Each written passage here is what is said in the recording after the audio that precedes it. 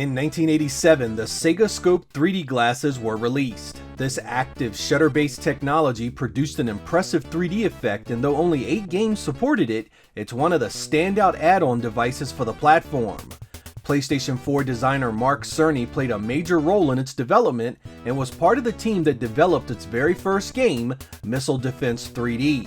It was released in every major region across the world, and was offered as both a standalone product and as a pack-in with the hardware itself. The technology that powered the glasses basically used a trick of rapidly opening and closing the lens to each eye, giving the on-screen image the illusion of depth. When the glasses are taken off, this is perceived as a blurry double image. Some games allowed you to turn off the 3D mode so they could be played in 2D, and some did not. A side effect of the technology meant that the games that supported it basically ran at half their normal frame rate, so they appeared slower and choppier than their non-3D counterparts. In this episode, we will be taking a look at the 8 games that supported it and answer the question, does 1987 3D technology have a place in your video game collection?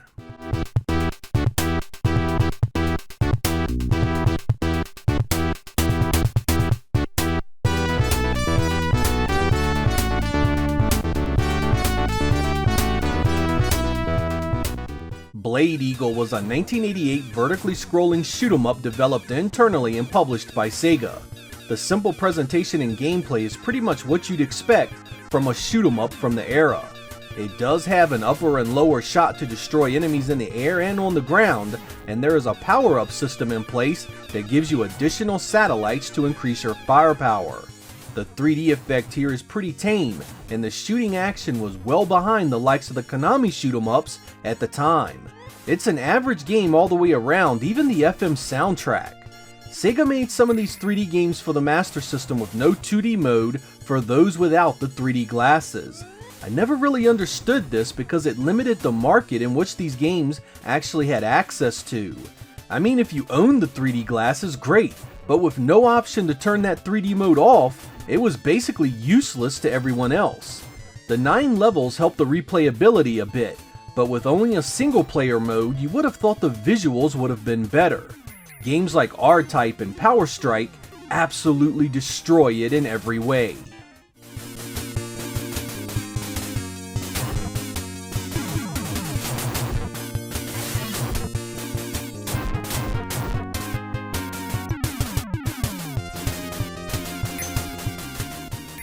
Line of Fire was originally a Sega arcade game done on the X-Board, a powerhouse sprite scaler that was many times more capable than the Master System.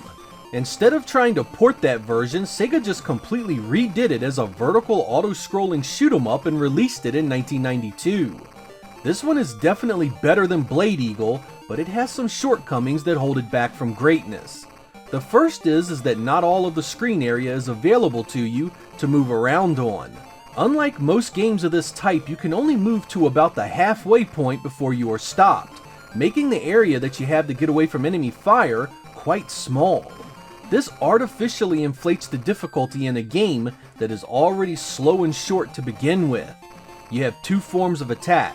One is your machine gun and the other is a self-guided missile that you control after you fire. It first puts you in mind of the Konami classic Jackal, but you do get other vehicles besides the Jeep. You also get a boat and a helicopter in later stages. There is no mention on the packaging that it supports the 3D glasses, and when you fire it up it defaults to the 2D mode. In order to get the 3D version, you need to hold down buttons 1 and 2 as you power on your console. This one could have been a very decent game had the entire play area been available to you. As it stands though, it's still a very playable game with a decent 3D mode. It was never released in North America.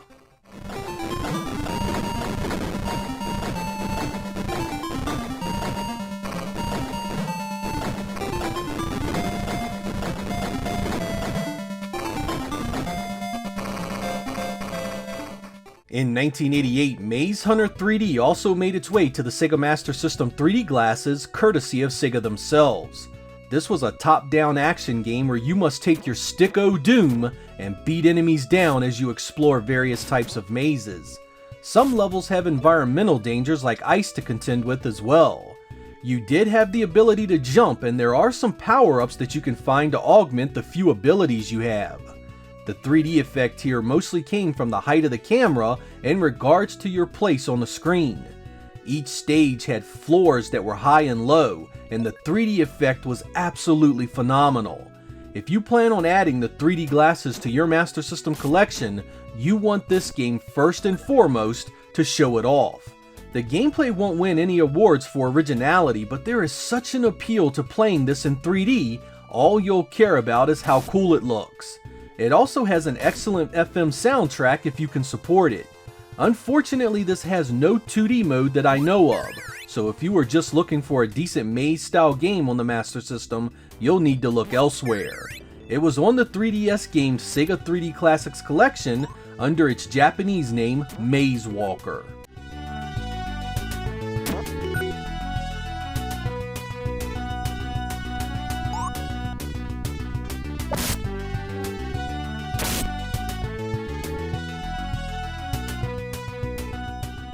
(1987's Missile Defense 3D was the very first game I ever played for the 3D glasses. This was a Sega light phaser shooter where you needed to defend your cities from missile strikes, essentially an upgraded 3D version of Missile Command. This was another one where the 3D effect was quite good and made a huge difference in the playability of an otherwise simple game. And simple it truly is. Shoot the missiles, that's it. Once your cities are defended, you start again, just having to shoot even more missiles. Games start and end quickly no matter how well you do, and it only takes one single missed target to destroy you. This one requires both the light phaser and the 3D glasses. There is no 2D mode and you cannot use the control pad. That limited the market to this incredibly, though I will say without the 3D effect, this wouldn't have been much worth playing. It was part of the bundle if you purchased the Sega Scope 3D system, but was also a standalone release everywhere but Japan. I'll always fondly remember playing it with the 3D glasses, but outside of that, it was a weak experience among the Master System's excellent light phaser library.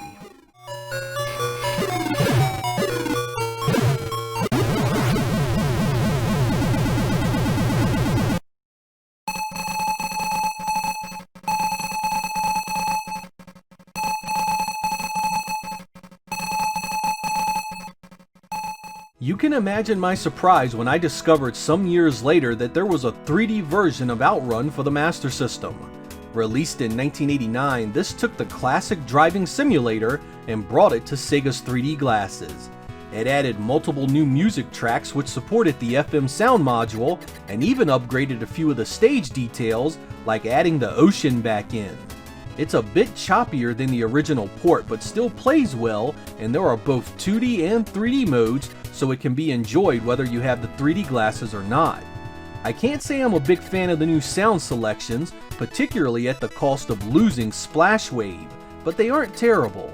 This was not released in Japan or North America, and I didn't get a chance to play it until years later.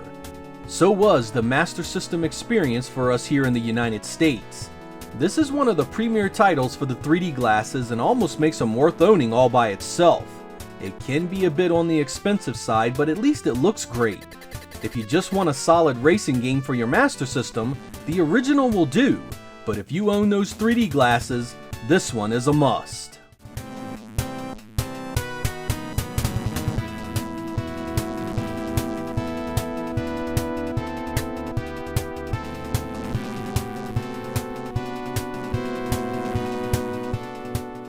In 1989, the Sega developed and published Poseidon Wars 3D was released, a home version of Sega's classic Sub-Rock 3D arcade game. In what looks like it should have been a light phaser title, you use your target reticle to shoot down planes, destroy ships, and all other manner of danger that appears on the screen. I'm not going to beat around the bush here, this game is terrible. Bland visuals, boring gameplay, and long periods of nothing happening really keep this one from being something you'll want to come back to. I mean, everything always looks the same and you are always shooting the same enemies. 8-bit games can often have a terrible lack of variety, but it's just so overwhelming here, you can't look past it. Not even the excellent FM soundtrack can save it. It has some appeal as a 3D title simply for the effect, but once that is done with, you'll never ever play it again.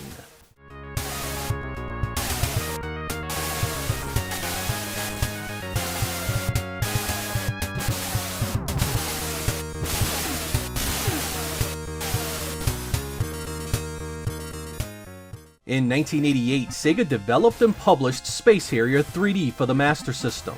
This is a direct sequel to the original Master System port, and aside from running choppier, looks and plays very similar. Space Harrier returns to the Land of Dragons to once again get rid of some evil butthead mucking up the works. I really wish I could show you this in 3D because the appeal of this game is ratcheted up 100% when you are able to look into the background and it feels like something is really moving towards you. There is a code to play it in 2D, but it isn't intuitive and it forces you to still play the thing in double vision to access it. What's the point of putting you through that? If you want to play it in 2D, shouldn't you just have a simple toggle? I mean, what the hell kind of sadistic programmer thought that was okay? Unlike OutRun 3D, this one actually received a US release, so it tends to be cheaper and easier to find. It got a release on the PlayStation 2 compilation Sega Ages 2500 Volume 20, where it has anaglyph compatibility for its 3D mode. There are lots of new stages and enemies, it supports the FM sound module, and it's an essential part of any 3D glasses collection.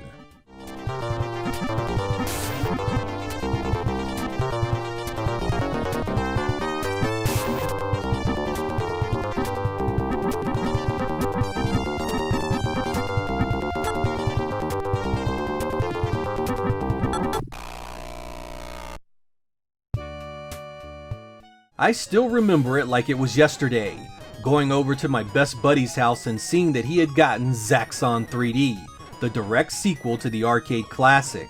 I had been so excited to play it. I mean, it was to be Zaxxon but in freaking 3D. How could it be anything less than incredible? Well, as it turns out, it wasn't anything like the arcade original, and despite an incredible 3D look and feel, it played just awful. Developed and published by Sega, this is one of the biggest disappointments to come out on the Master System platform.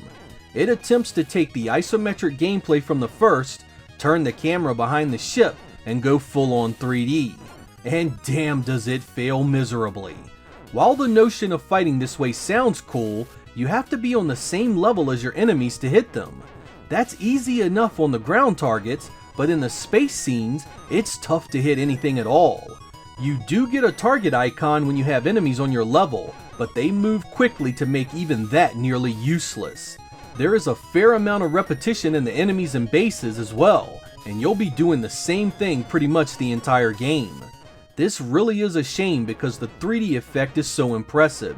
You really feel like you are moving through a 3D area and the enemies are coming right at you. Alas, no amount of fancy effects can keep this one from being a chore to play that just isn't very fun.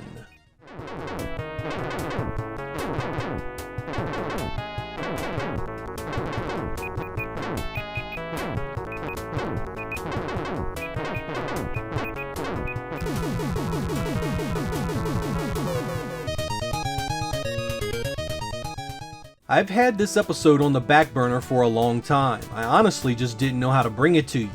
I wanted to cover the games, but with some of them only having a 3D mode, I didn't want to put them up with the double lines killing your eyes. Then there was the fact that most of these are so much more interesting when they're actually in 3D, something I couldn't show you in a simple YouTube video. I finally decided to cover the games on their own merits and just get my opinion out there on whether or not the glasses are worth a modern investment. After replaying all of these titles, I can answer honestly and say it greatly depends on your position. If you had or played these as a kid, they still are a sight to behold on the old SMS. That 3D effect holds up exceptionally well, and OutRun 3D and Space Harrier 3D both make for great additions. Also keep in mind that I have never seen the 3D glasses work properly on a modern display, something of interest if you do not have an old school CRT. This is particularly true if you plan on playing Missile Defense 3D, since it uses the Sega Light Phaser.